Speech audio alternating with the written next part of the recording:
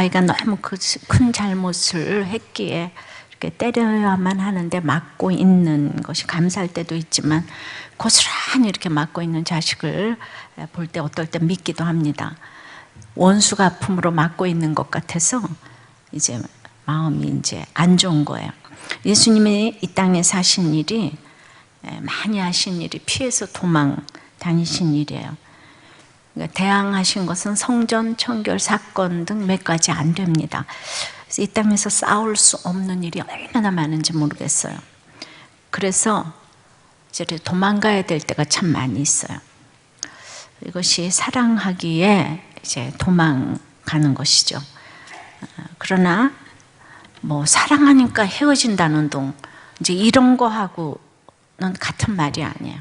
그런 인간의 사랑을 지금 얘기하는 거 아닙니다.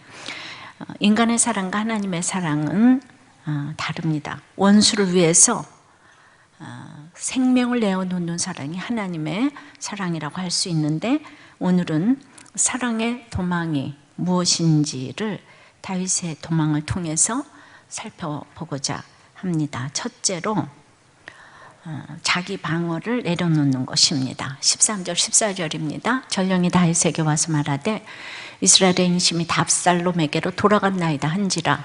다윗이 예루살렘에 함께 있는 그의 모든 신하들에게 이르되 일어나 도망하자. 그렇지 아니하면 우리 중 한 사람도 압살롬에게서 피하지 못하리라. 빨리 가자. 두렵건대 그가 우리를 급히 따라와 우리를 해하고 칼날로 성읍을 칠까 하노라. 다윗은 이제 그 부하들에게 일어나 도망하자라고 그의 신하들과 지체들을 지금 독려했어요. 그동안 다윗은 그 멘탈 붕괴가 와서 아무것도 못하고 지금 아들 압살롬을 기다리고 있습니다. 그런데 압살롬이 마음을 훔치는지는 몰라도 사람들의 말을 들어주고 입맞춤을 해주며 마음을 얻어간 세월이 지금 4년이나 되니까 이제 압살롬이 마음을 잡았나 믿고 싶은 것이 아버지의 마음입니다. 그렇다고 압살롬이 마음을 안 잡아도 다윗이 무엇을 할 수가 있었겠습니까? 반역을 하기 전에는 아무것도 다 고칠 수 없었을 것이 다윗의 마음이었을 것입니다. 그런데 드디어 이제 반역이 일어났습니다. 성숙의 가시적인 증거란 한마디로 사랑이에요. 진정한 사랑을 할 수 있는 사람은 참으로 드물어요. 고린도전서 13장에 그 사랑을 누가 할 수가 있겠습니까?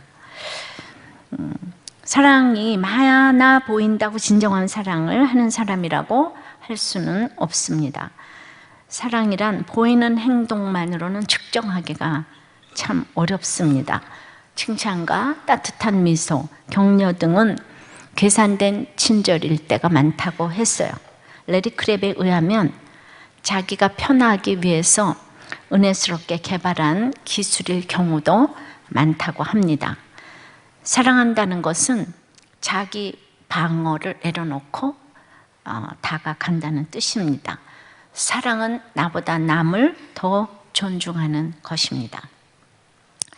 다윗은 자기 방어를 내려놓고 즉시 나라와 압살롬에 대한 사랑을 가장 우선순위에 두었어요. 급박한 순간에 중요한 일과 급한 일을 구별했습니다. 우선 하나님이 주신 생명이 중요하다고 생각을 했습니다. 그런데 전국적으로 반역이 일어나니까 누가 내 편인지 네 편인지 분간이 안 되는 것이 큰 문제였어요. 그러니 동족끼리 서로 죽이게 되어 있는 것입니다. 근데 네 편 내 편 할 수 없는 것이 다윗에게는 다 자기 백성이잖아요. 예. 다윗에게는 내 새끼인 거예요, 다. 그런데 압살롬에게는 네 편 내 편이 갈라져 있는 거죠. 그러니까 다윗은 할 수 있는 대로 사람이 안 죽어야 하는 것이 다윗의 우선순위였어요. 그러니까 이것은 압살롬을 대할 때처럼 기다릴 틈이, 그동안 압살롬을 대할 때처럼 기다릴 틈이 없는 일이었습니다. 그러니까 사랑하기에 급하게 도망을 갔습니다. 이런 생각은 무슨 일을 당하고 나는 것이 아니라 평소에 훈련이 돼야 급할 때 생각날 수 있는 것입니다. 다윗은 말씀의 힘을 알고 통치를 받는 사람이기에 이 일이 우연히 온 것이 아님을 즉각 알 수 있었어요. 밧세바 사건과 우리아의 사건에 대해 나단 선지자를 통해서 칼이 내 집을 떠나지 아니하리라 예언을 이미 받았었기 때문에 이 일이 자기 삶의 결론이라는 것을 즉시 인정을 할 수 있었습니다. 이것이 묵상의 힘이에요. 그러니까 하나님의 통치를 받는 것은 이런 것입니다. 말씀대로 이루어지는 거예요. 그래서 말씀을 늘 묵상하는 것이 중요합니다. 그럼 누구로부터 도망을 가야 하는가? 아들로부터 도망을 가야 한다고 합니다. 그러면 마귀가 이렇게 속삭여요. 도망가는 건 지는 거다. 넌 자존심도 없냐? 넌 왕 아니냐? 맞습니다. 다윗은 왕이에요. 그리고 예루살렘은 천연 요새예요. 다윗은 백전노장이에요. 어디로 가든지 이기게 하셨어요. 실전 경험이 없는 압살롬을 사실 얼마든지 이길 수가 있었습니다. 그리고 조금만 기다리면 압살롬이 왕이 될 텐데 자기는 압살롬에게 물려줄 준비를 다 하고 있는데 그 조금을 기다리지 못하는 거 너무 안타깝지만 이것이 안 되는 것이 인생이에요. 이 조금을 못 기다려요. 다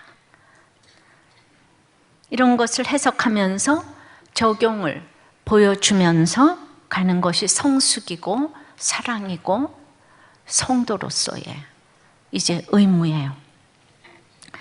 다윗은 계속 압살롬의 입장에서 나라와 백성의 입장에서 생각하고 적용하는 것을 볼 수가 있습니다. 예수님도 고르고 고르신 그 제자들조차 3년간이나 같이 생활하고 훈련을 받고 사랑받았지만 위기가 오니까 주님을 저주하고 부인하고 자기 살 길을 찾아 떠났는데 누구에게 무슨 말을 할 수가 있겠습니까? 사람은 상처를 통해서 성숙하게 되는 것 같습니다. 상처는 나쁜 것이 아니에요. 제 책 상처가 별이 되어라는 책이 나왔어요. 별이 되려면 상처는 필수 코스라고 봅니다. 다윗은 아들의 반란으로 여러 가지를 깨닫고 아주 성숙한 태도를 보여줍니다. 다윗은 지금 밧세바 사이에서 낳은 자식이 죽었고 큰아들은 자기 딸을 동생을 겁탈했고 또 이제 그 이후로 작은 아들이 큰 아들을 죽였고 또 그 작은 아들은 다시 자기를 죽이려고 달겨들고 있습니다. 지금 아무리 힘들어도 이렇게 당하는 부모가 있습니까? 아무리 힘들어도 이 장면처럼 힘들겠습니까? 다윗은 자기 아들이 아니라면 싸웠겠지만 아들에게 도망갔어요. 아들을 이기지 못해서 도망간 것이 아니라 하나님의 영광이 훼손되는 것을 볼 수가 없었습니다. 도대체 나의 자존심이란 것이 무엇입니까? 항상 하나님의 영광을 먼저 생각해야 합니다. 먼저 하나님의 영광을 생각하면 하나님도 다윗의 영광을 생각해 주시는 것입니다. 사도행전 20장 24절 말씀처럼 내가 달려갈 길과 주 예수께 받은 사명 곧 하나님의 은혜의 복음을 증언하는 일을 마치려 하면 나의 생명조차 조금 더 귀한 것으로 여기지 아니하노라의 고백이 다윗의 고백이 되었어요. 근데 대부분의 사람에 있어서 중요한 것은 사랑이 아니라 자기 방어예요. 자기를 증명하고 자기를 변명하고 자기가 옳은 거, 증거하는 거. 그러니까 상처를 피하고자 자기를 방어하는 것이 얼마나 사랑의 노력을 방해하는 요소가 되는 건지 모릅니다. 성숙한 사람들은 자기 방어 없이 다른 사람들과 관계를 맺습니다. 그들은 그냥 사랑을 합니다. 근데 다윗 속의 세상이 많이 죽었기 때문에 다윗은 그냥 이런 모든 것이 부질없는 거 알았어요. 자기 방어를 딱 내려놓았어요. 근데 훗날에 보면 주님이 얼마나 다윗을 방어해 주시는지 보게 됩니다. 자기 목숨을 얻고자 하면 잃고 잃고자 하면 얻는다고 했는데 이 땅에서 그렇게 자기 목숨을 구하고자 하는 이것은 그 사랑은 사실 타락한 사랑이라고 할 수가 있습니다. 그래서 이런 부분들 보면서 오늘 도망가야 될 이제 것이 무엇인가 생각해 봐야 돼요. 그렇다고 다윗의 사랑이 아들이 우상이라서 아들을 위해서 모든 것을 버리는 사랑이라고 착각하면 안 됩니다. 아들을 위해서 못 버릴 것이 없다 이거 얘기하는 거 아니에요. 우린 불륜에서 재산 싸움에서 뭐 중독에서 이제 도망을 가라는 거예요. 적용해 보세요. 내 주변에 일어나는 사건의 주체자를 사람으로 보지 말고 하나님으로 봅시다. 싸우지 말고 자기 방어를 내려놓고 사랑으로 도망가야 하는 일은 무엇입니까? 나의 자존심이 상할지라도 우리의 공동체가 훼손되지 않는 그 길을 선택해야 합니다. 쉽게 내가 지금 자존심이 상하는 일이 뭔가? 자, 두 번째는 사랑의 도망을 하려면은 환난당한 자를 끝까지 배려하는 것입니다. 15절입니다. 왕의 신하들이 왕께 이르되 우리 주 왕께서 하고자 하시는 대로 우리가 행하리다 보소서 당신의 종들이니다 하더라.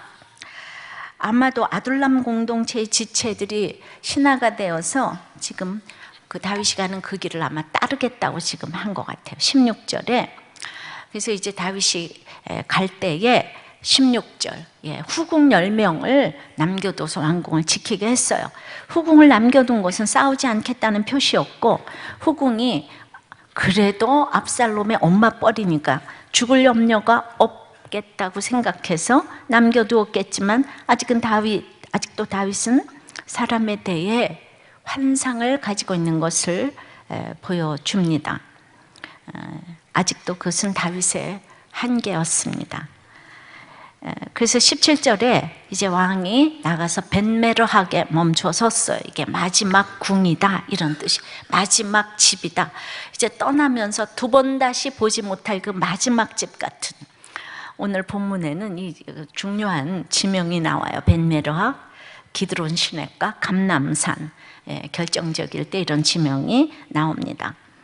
그랬는데 이제 마지막이라고 생각하고 멈춰 섰더니 18절에 그의 모든 신하들이 그의 곁으로 지나가고 그렛 사람 모든 블렛 사람 왕을 따라 가드에서 온 모든 가드 사람 600명이 왕 앞으로 행진하는 거예요. 생각지도 못한 가드에서 온 600명이 이제 같이 이제 행진을 한 것입니다. 왕이 되고 수많은 인재가 등용되었지만 또 다른 환난당한 자 600명이 다윗과 함께 하게 되었습니다. 가드 사람들은 사울에게 쫓김 당할 때 도와준 사람들이에요. 그러니까 그 아둘람 공동체 600명 있었잖아요. 근데 이제 이 가드 사람은 다윗이 블레셋에 망명 갔을 때 그때 다윗에게 은혜를 받고 그때부터 이렇게 저렇게 해가지고 이제 나중에 이스라엘에 망명까지 온 이런 사람들이었으니까 사실은 굉장히 그 무시받는 그런 사람들이었는데 결정적일 때 다윗에게는 그렇게 정말 환난당한 자들이 늘 옆에 있는 거예요. 우리가 교회를 다니면서 사귀는 사람들의 종류가 시기마다 달라졌어요. 어렸을 땐 믿음이 없어서 믿음의 지체가 무엇인지 몰랐는데 내가 이제 거듭나고 나서 보니까 그렇게 병원에서 큐티를 같이 하던 집사님들, 또 맨 첫 번째 이렇게 구역에서 나누던 또 재수생 모임, 뭐 이런 끊임없는 그 모임에서 수없는 지체들이 내가 고난이 올 때마다 점점 지경이 넓어져 갔어요. 이렇게 지경이 넓어져야 정상이에요. 일생 신앙생활을 했는데 내가 믿음이 없다면 나는 여전히 교회나 왔다 갔다 하고 내 구역 식구밖에 몰랐으리라고 생각이 됩니다. 우리 고난, 이 보석이라고 하는 것은 고난 자체를 해결하는 것이라기보다는 믿음의 공동체를 통하여 해결하는 것이 최고의 해결책이기 때문입니다. 그러나 이렇게 참 믿음의 공동체에 어려서부터 있는 것은 얼마나 중요한지 몰라요. 제가 이제 이렇게 다시 보면서 정말 내 옆에는 늘 힘든 사람들이 있었던 거, 그리고 지금도 또 다른 종류의 힘든 사람들이 제 옆에 여러분들이 있어요. 이것이 어렸을 때부터 그래도 이제 교회를 다녔기 때문이 아닌가. 그런데 우리 어렸을 때 이렇게 교회를 다녔어요. 진짜 저는 그 공부하라는 소리를 못 듣고 교회를 열심히 다녔지만은, 내가 이렇게 목회를 하는 거는 그렇게 어렸을 때부터 교회를 다녔기 때문에 가능한 일이에요. 그리고 우리 시대의 어른들은 여러분들 보기에도 약간 착해 보이지 않아요? 그런데 여러분들은 참 못됐지 않아요? 예. 네. 왜 그런가 하면은 정말 교회에서 보냈는데 지금 모든 그 시간에 다 공부만 해요. 공부만 해요. 이기고 이기는 것밖에 몰라요. 세상은 점점 더 악해져 가고 있어요. 그러니까 어렸을 때부터 교회에서 좋은 얘기만 들은 사람들이 그래도 문화가 있어서 착할 수밖에 없는데 맨날 이기고 이기는 것밖에 모르기 때문에 지금 세상은 점점 더 악해가는 것 같아요. 공부 잘해서 잘 살지 않아요. 평안하지도 않아요. 지금 이 나이에 대해서 보니까 공부 잘하는 사람들이 절대로 잘 살지 않아요. 교회를 가야 돼요. 알았어요? 그냥 교회에서 살면 돼. 교회에서 살면 돼 그냥. 그러면 길고 짧은 거는 정말 나중에 늙어서 재보세요. 그래서 큐티를 해야 돼요. 공부 하나도 안 해도 어렸을 때부터 이렇게 큐티하면 제일 똑똑해지는 거예요. 아주 이 고기를 낚는 법을 이제 배우게 되는 것입니다. 자, 옆으로 샜는데, 자 19절 20절. 그때 왕이 가룟 사람 이때에게 이르되 어찌하여 너도 우리와 함께 가느냐? 너는 쫓겨난 나그네인이 돌아가서 왕과 함께 내 곳에 있으라. 너는 어제 왔고 나는 정처 없이 가니 오늘 어찌 너를 우리와 함께 떠돌아다니게 하려? 너도 돌아가고 네 동포들도 데려가라. 은혜와 진리가 너와 함께 있기를 원하노라 하니라. 이때는 이방인인 동시에 쫓겨난 자였어요. 본국에서 추방되어서 법적인 지위를 모두 상실해서 이제 이스라엘 땅에서 유리하는 자로 살아가고 있는 실정이었어요. 왜냐하면 블레셋에서 다윗이 이제 다시 돌아와서 왕국이 됐으니까 거기서도 이제 망명했어요, 일로. 그런데 이스라엘 사람들이 이방인을 또 무시해요. 그러니까 이쪽 저쪽에서 다 무시받는, 지금 탈북자처럼 그렇게 그러다 보니까 지금 다윗과 같이 유랑자가 돼가지고 그냥 같이 가기가 쉬워요. 아무도 안 가는데 여러분 너무 다윗의 진가를 아는 거예요. 적용도 가진 것이 없는 사람들이 이제 참 하기가 쉬운 것입니다. 다윗에게는 가장 도움이 필요할 때였지만 상대를 배려하는 다윗의 여유가 정말 우리를 놀라게 하는 거예요. 모든 것을 버리고 다시 광야로 들어가는 생활 속에서도 정말 너무나도 그 부요한 이 다윗이 참된 부자가 아닐까 생각을 해봅니다. 나는 쫓겨난 나그네다. 너도 쫓겨난 나그네인데 난 정처 없이 간다. 너는 압살롬에게 가서 새로운 생활을 해라. 이러면서 이제 자기는 쫓겨가는 사람인데, 쫓겨가면서도 자기 죄를 보는 사람들은 같이 갈 사람, 돌려보내야 될 사람을 정확하게 분별하면서 깨어서 끝까지 견디고 준비하는 태도를 보여주고 있습니다. 시편 3편이 이때 쓴 글이에요. 사무엘하를 읽으면서 시편 3편 읽으면 아주 이해가 쉬워요. 그러니까 주님, 나를 대적하는 자들이 어찌 이렇게도 많습니까? 그들이 그냥 나를 빗대어 하나님도 너를 돕지 않는다, 이렇게 빈정대는 자들이 어찌 이렇게 많습니까? 성경은 이렇게 해서 같이 읽으면, 관주 이렇게 성경을 보면서 읽으면 이해가 아주 쉽습니다. 시편 3편 4편 무슨 55편 41편이 이때에 쓴 것입니다. 도망가면서 정처 없이 울면서 쓴 시예요. 자, 나는 이렇게 이때를 배려하면서 적용하고 가면 그 다음은 하나님께서 하실 일입니다. 항상 이타적으로 적용하면 베풀어 주신 은혜가 상상할 수 없는 것입니다. 항상 하나님만 생각하고 내 할 일만 하고 가면 되는 것입니다. 다윗은 겉으로 넘어진 자 같았지만 이제 회복되기 시작했어요. 이미 회복되었습니다. 이렇게 회복된, 넘어짐은 도와줄 것이 있는 인생이 이제 되는 거예요. 그러니까 우리가 그 아들 때문에 다윗이 압살롬 때문에 얼마나 힘들었습니까? 그 사랑의 도망을 하려면 이런 힘든 세월이 오래도록 있어야 돼요. 어떤 집사님은 딸이 10년 동안 폭식증이 있고 아들은 걷잡을 수 없는 이렇게 분노를 가지고 이제 아버지도 너무 훌륭하셔가지고 말씀이 안 들려요. 왜 안 들리는 줄 아세요? 아들, 딸이 공부를 너무 잘하거든요. 그리고 너무 인류대학을 다 들어갔거든요. 그러니까 10년을 괴롭혀도 말씀이 안 들리는데 드디어 아들이 막 S대 입학을 앞두고 그냥 책가방을 그냥 아버지 보고 그냥 들고 있으라고 막 벌을 주는 거예요. 분노가 너무 막 치달아가지고 그걸 들고 있었어요. 막 1시간을 들고 있는 거예요. 이렇게 낮아짐을 경험하면서 드디어 이제 아들을 어떻게 할 수가 없는 거예요. 어떻게 사랑으로 도망가야 될지를 몰라.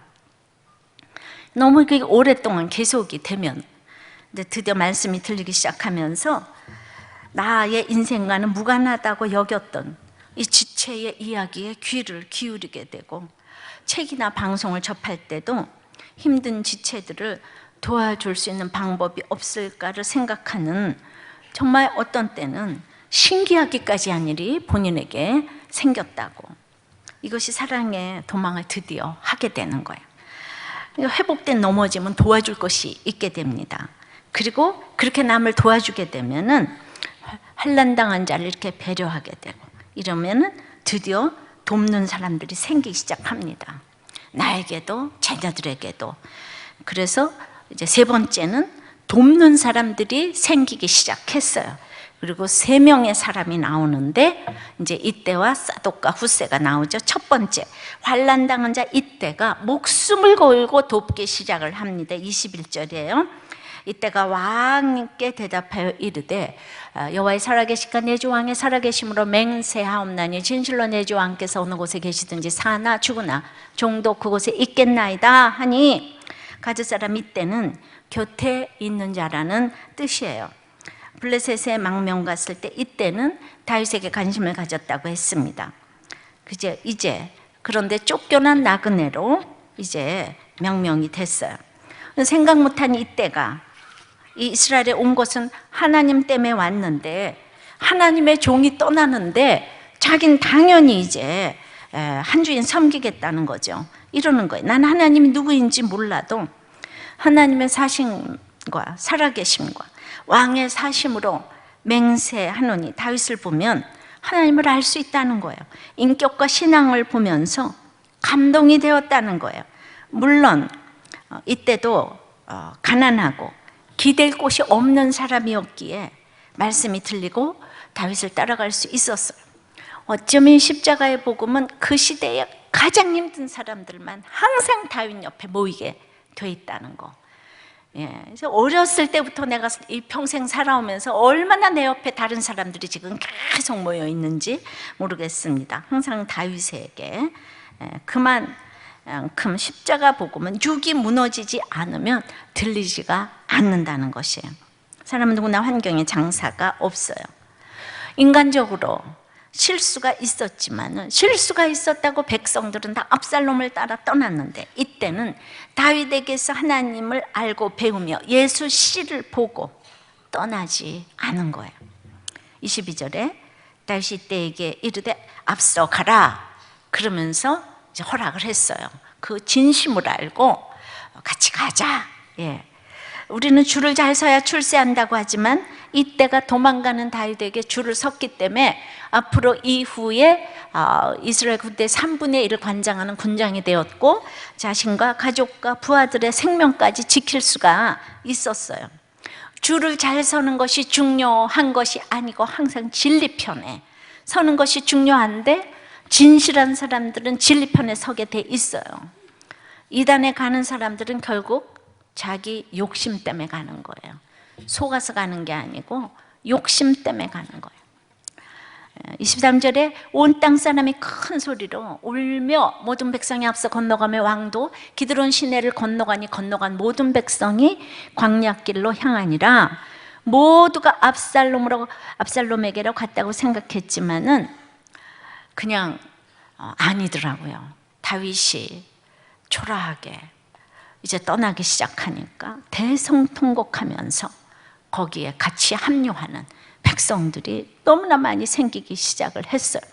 다윗은 기드론 시내, 기드론은 탕류, 어두움이란 뜻이에요. 그러니까 이 다윗은 마지막 집, 탕류, 어두움에 이 기드론 시내를 건넜어요. 천년 후에 예수님이 겟세마네 동산을 향해서 이 기드론 시내가를 건넜습니다.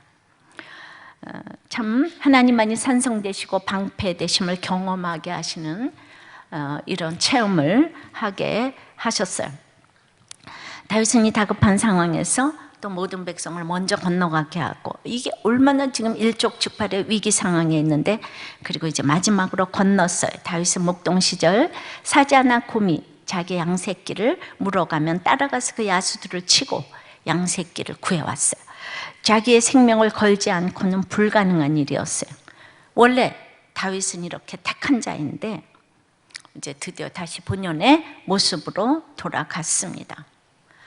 그러니까 내가 목숨을 걸고 나를 도와줄 사람이 생기는 것도 내가 계속 울면서 회개하고 갈 때에 도울 사람을 보내주시고 또 다음 할 일을 보내주세요. 보여주세요. 그래서 오늘 울면서 회개하고 가는 이 장면 23절에도 나오고 그 다음에 30절에도 또 나오는 거예요. 이때에 대한 충성을 보면서 고난과 위기가 왔을 때 충성과 우정과 사랑의 사람들이 나타남을 알 수가 있습니다. 적용해 보세요. 끝까지 배려하고 가는 사람인가? 나의 충성과 사랑은 어떤 종류일까? 자, 나를 돕는 사람 두 번째는 말씀의 인도를 잘 받으며 가도록 아비아달과 사독이 돕습니다. 24절에 보라, 사독과 그에 함께한 모든 레위 사람도 하나님의 언약궤를 메어다가 하나님의 궤를 내려놓고 아비아달도 올라와서 모든 백성이 성에서 나오기를 기다리도다. 이제 사독은 아론의 삼남 엘르아살 계열의 대제사장이고 아비아달은 사남 이다말 계열의 대제사장이에요. 그러니까 다윗 시대의 양대 제사장 가문이 모두 다윗 편을 지금 들었어요. 압살롬에게 아무리 사람들이 갔어도 중요한 제사장이 다 이쪽 다윗 편을 지금 들고 있습니다. 그런데 25절에 왕이 사독에게 이르되 보라, 하나님의 궤를 성읍으로 도로 메어가라. 만일 내가 여호와 앞에서 은혜를 입으면 도로 나를 인도하사 내게 그 궤와 그 계신 데를 보이시리라. 우리가 레위 사람들이 이제 피난을 가는데 예루살렘 성에서 언약궤를 가지고 같이 가는 거예요. 그럼 우리는 얼마나 좋겠어요. 하나님이 내 편이라고 생각을 할 수 있겠는데 다윗 궤를 갖다 놓으라, 도로 갖다 놓으라고 합니다. 나를 위해서 가지고 가는 것이 아니라 난 이제 하나님의 뜻을 물어야 한다. 다윗이 언약궤를 얼마나 생명처럼 생각했는지 다 아시죠? 그런데 죄짓고 도망가는 광야길에 자신이 언약궤를 가지고 갈 수는 없다고 생각했어요. 그 은혜의 빛이 자기에게 조금이라도 비춰진다면 죽고 살고는 하나님이 하실 일이고 언약궤는 예루살렘에 있는 것이 옳다고 생각을 했습니다. 이렇게 모든 것을 내려놓고 가면 다시 돌아갈 수 있는데 이것이 참 안 됩니다.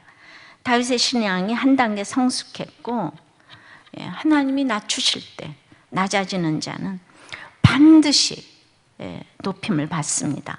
다윗은 이미 언약궤를 믿는 것이 아니고 하나님 자체, 말씀 자체를 의지하는 믿음을 보여주고 있어요. 우리가 엘리 제사장 때는 언약궤 가져가서 부족처럼 가져갔다 줬던 기억이 여보 기억나세요?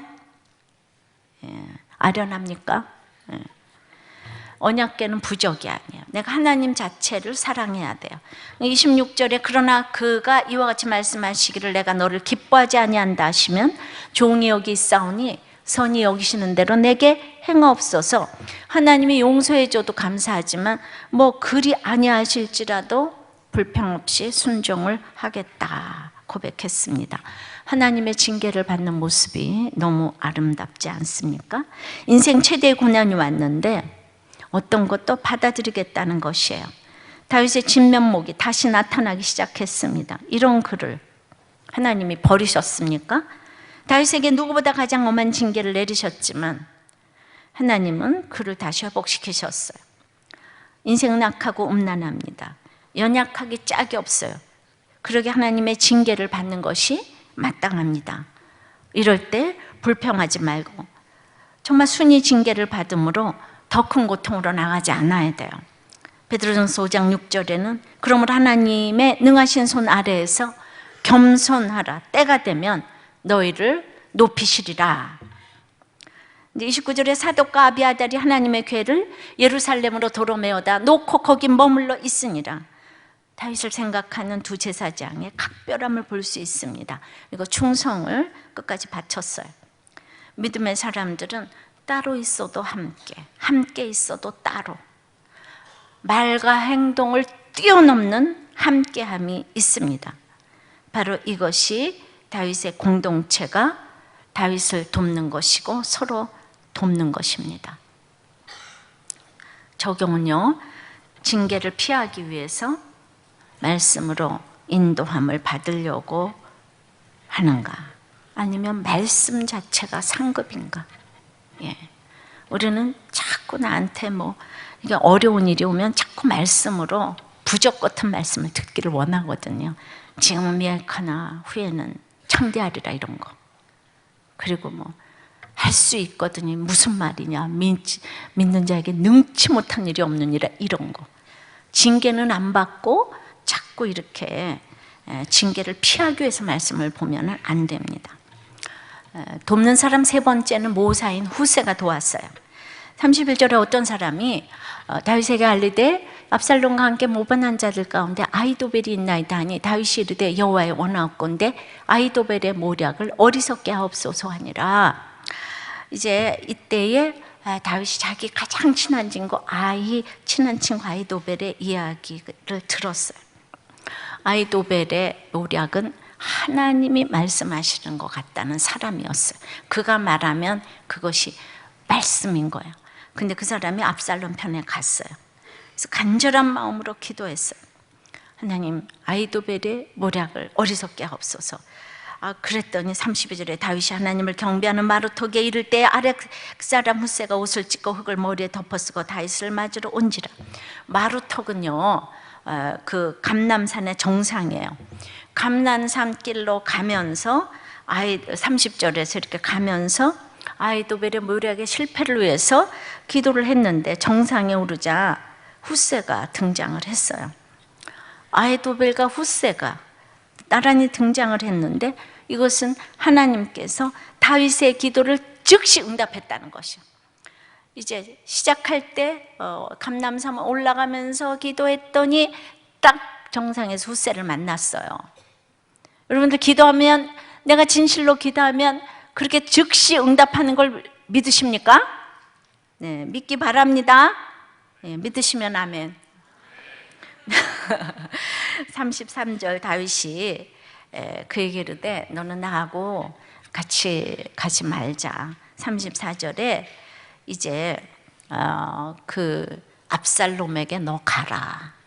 내가 전에는 왕의 아버지의 종이었는데 지금은 압살롬의 종입니다. 가서 거짓 투항을 하라는 거예요. 그래서 35절에 네가 예루살렘으로 가면은 거기 사독과 아비아달 대제사장이 있다.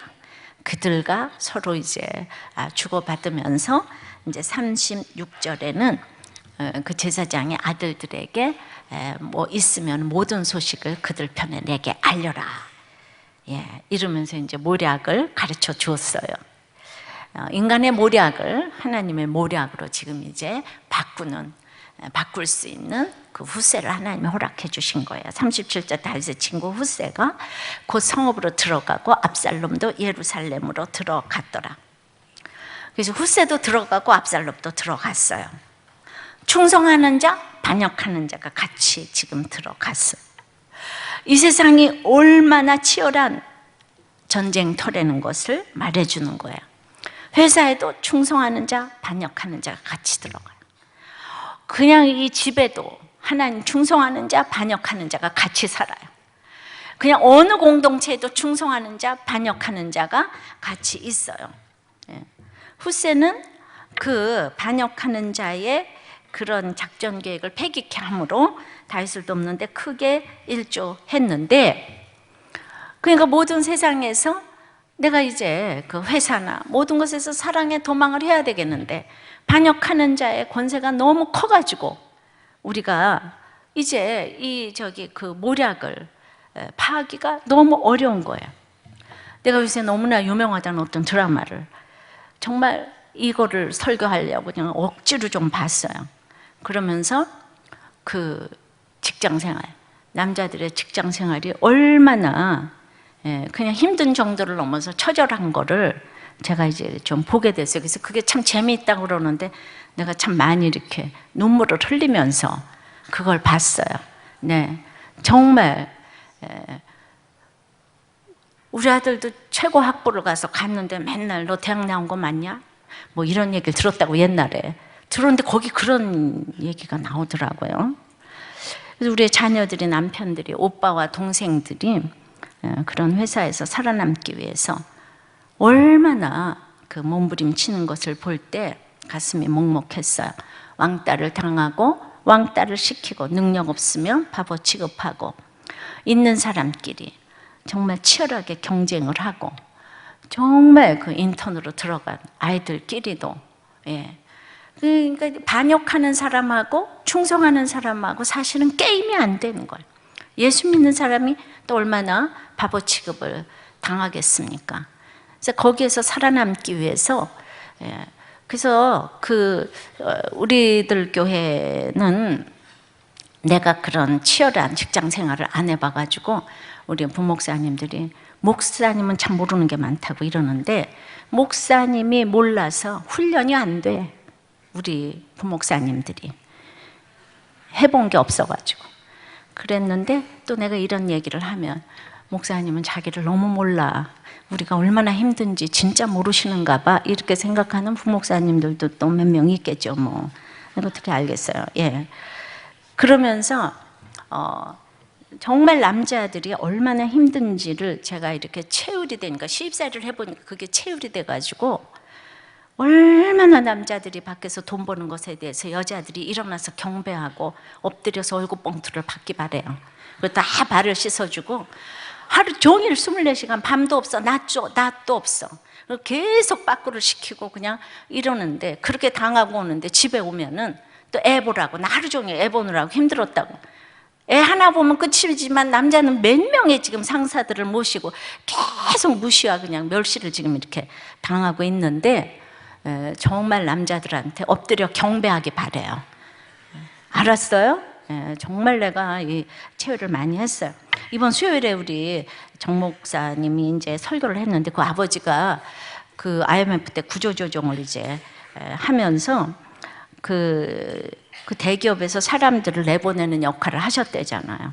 근데 그 심적인 고통 때문에 그 책임지는 마음으로 회사로 사표를 내고 나와서 거의 2년 동안 폐인이 되다시피 했다는 그런 얘기를 했어요. 그 내보내는 것도 너무 힘들고 이게 다 너무 힘들어요. 충성하는 사람, 반역하는 사람 이렇게 같이 있다 보니까 아주 직장 생활이 참 너무 힘든데 거기에서 어떻게 사랑으로 도망을 가야 되겠냐고요. 직장에서 어떻게 사랑으로 도망을 가야 되겠느냐고요. 내가 이기려고 하면은 우리 다 돌아버려요. 그러니까 여기에서 우리가 정말 이 십자가로 도망을 가야 되는 거죠. 그래서 아이도벨의 모략을 피하기 위해서 하나님의 모략밖에 없는데 결론적으로는 사랑으로 도망가는 것은 네 번째, 사랑의 도망은 십자가 지는 사랑인 거예요. 회사에서도 십자가 지고 부부간에서도 십자가 지고 이게 사랑의 도망인 거예요. 자, 30절 다윗이 감람산길을 올라갈 때에 그의 머리를 그가 가리고 맨발로 울며 가고 그와 함께 가는 모든 백성들도 각각 자기의 머리를 가리고 울며 올라가니라. 30절을 제가 다시 읽어요. 나의 죄는 옆에 있는 사람까지도 고통이 커서 머리를 가리며 울며 올라갔다고 했어요. 다윗은 사울에게 그렇게 쫓겨다닐 때 머리를 감싸며 맨발로 울며 올라갔다는 그런 표현이 없어요. 근데 이제 아들 때문에 맨발로 울면서 올라가는 거예요. 지금 일어나고 있는 모든 고통이 자신 때문이라는 것을 생각할 때 십자가에 달려 있다는 생각을 하지 않을 수가 없는 것입니다. 사울 때는 하나님이 함께 하신다는 믿음으로 버텼지만 지금은 하나님의 징계라고 확실히 생각이 드니까 그냥 울며 할 수 있는 것이 아무것도 없어서 정말 맨발로 머리를 풀고 울면서 올라가니까 이 초라한 모습을 보고 다윗의 백성들이 막 통곡을 다 같이 하면서 모여들기 시작을 했습니다. 다윗은 이제 예루살렘 성도 포기하고 아들도 포기하고 자기를 도와주겠다는 이때도 포기하고 후궁도 포기하고 아끼던 법궤도 포기하고 왕의 권리도 포기하고 결국 아들을 십자가에 못 박으신 하나님처럼 아들을 죽게 하는 그 사랑으로 가는 길에 하나님도 예수님을 십자가에 못 박았어요. 다윗도 이제 압살롬을 죽이는 이 길을 지금 이제 걸어가는 거예요. 이 기가 막힌 길인 거예요. 이 사랑의 도망길이에요. 그냥 다윗이 우니까 백성들도 자기네 모든 고통 같이 울면서 가는 거예요. 백성들을 섬기려는 목적으로 자신을 내어준다는 것은 무시와 거절을 온몸으로 받아내며 그것을 백성들에게 보이며 가는 것이야말로 사랑의 온도가 측정되는 곳이라고 할 수가 있습니다. 주님도 배반한 친구들과 때린 병사들을 위해 돌아가셨어요.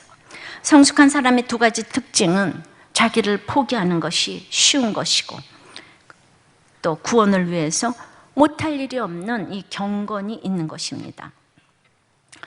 이 땅은 옳고 그름이 아니에요. 정신이 맑아도 무능한 사람이 있고 술에 취해도 또 유능한 사람이 있어요. 선지자는 지적인 것보다 하나님의 심정에 더 많은 관심이 있었습니다. 이렇게 해서 다윗은 처절하게 울면서 가지만 우리 주님도 아무 죄 없이 멀리 예루살렘을 보시면서 그들의 죄로 인해 우셨고 그 누구도 겪지 못한 고통으로 땀방울이 핏방울이 되도록 기도하셨어요. 회사에서도 땀방울이 핏방울이 되도록 기도해야 되는 거예요.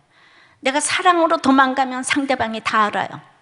충성하는 자, 반역하는 자, 결국 충성하는 자가 이기는데 주의 사랑으로 충성을 해야 되는 것입니다.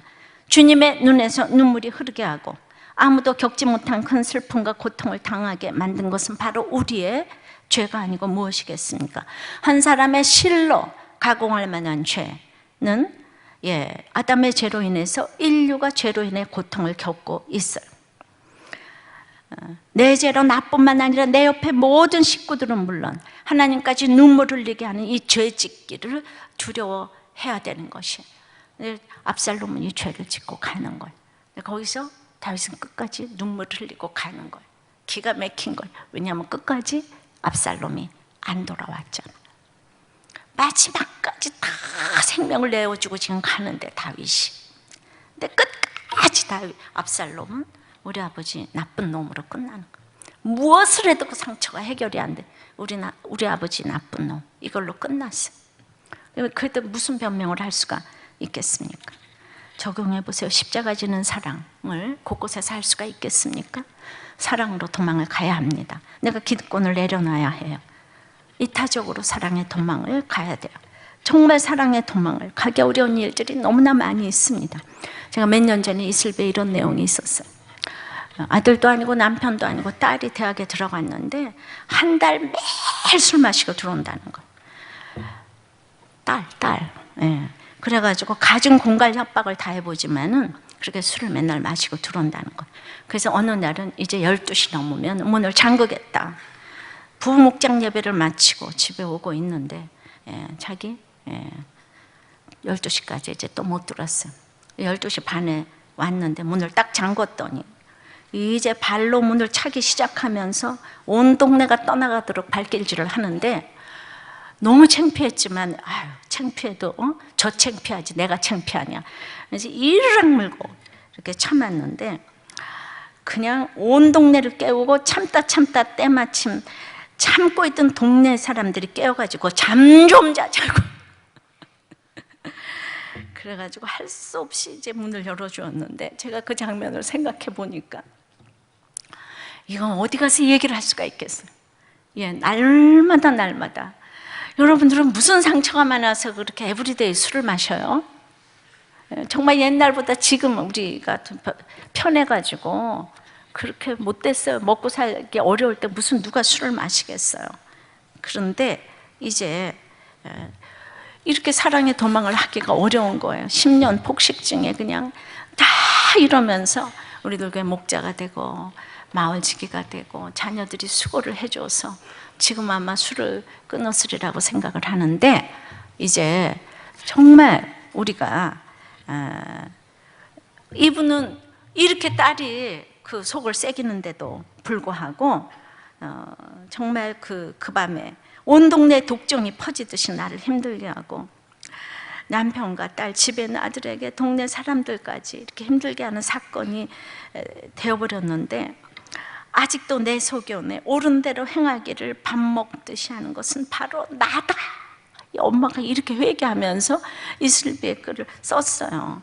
내가 바로 블레셋같이 언약궤를 가졌음에도 하나님의 음성을 듣지 못하고 자기 힘대로 행하여 온 블레셋의 독종을 바라게 한 것과 다를 것이 무엇인가.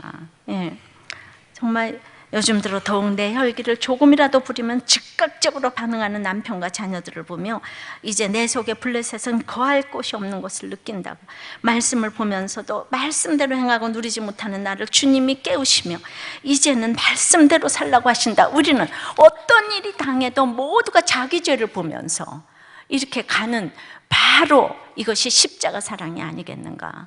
도망갈 곳이 없어요. 도망갈 곳이. 그래서 우리는 주님께로 그냥 가서 십자가에 딱 매달려 있는 거예요. 자, 말씀을 맺습니다. 우리가 그 사랑의 도망을 하기 위해서 자기 방어를 내려놓으라고 합니다. 환난 당한 자를 끝까지 배려하는 것이라고 해요. 그러면 돕는 사람들이 생기기 시작한답니다. 환난 당한 자, 이때가 목숨 걸고 도와요. 말씀의 인도를 잘 받는 아비아달과 사독이 돕습니다. 모사인 후세가 돕습니다. 결국 이 사랑의 도망은 십자가 지는 사랑이라고 합니다. 십자가 지는 사랑으로 사랑의 도망을 해서 모든 사람들을 살리고 여러분들이 정말 사랑으로 회복되기를 바랍니다.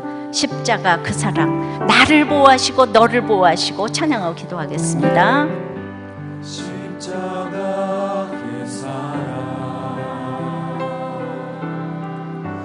멀리 떠나서 무너진 나의 삶 속에 잊혀진 주는 돌같은 내 마음, 돌같은 내 마음